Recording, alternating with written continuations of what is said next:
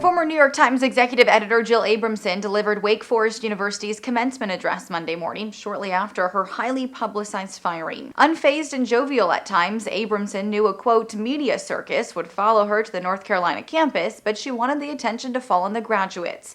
She did use her situation as a guide for the speech, saying, "The work I revere, journalism that holds powerful institutions and people accountable, is what makes our democracy so resilient.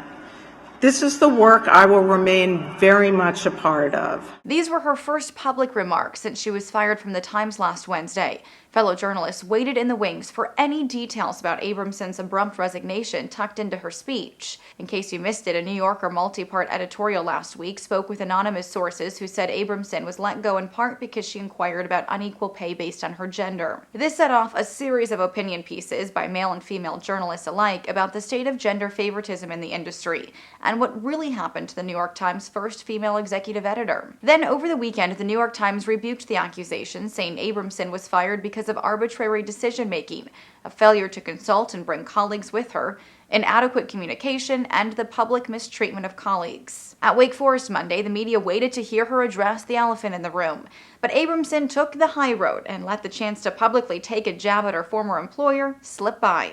"And it was the honor of my life to lead the newsroom." However, Abramson would go on to give anecdotes about resilience. She named her heroes who, perhaps by coincidence, stood in the face of gender discrimination, including Pulitzer Prize winners Nan Robertson and Katharine Graham, as well as Anita Hill. The Washington Post points out it would have been easy for Abramson to cancel her speech and bow out of the spotlight, but Abramson's appearance days after the controversy was a lesson in itself for Wake Forest's 1,800 graduates. Abramson showed up, and she was game. The example she set of coming and doing what was asked of her even when she might not have felt like it is adulthood 101 in that working world.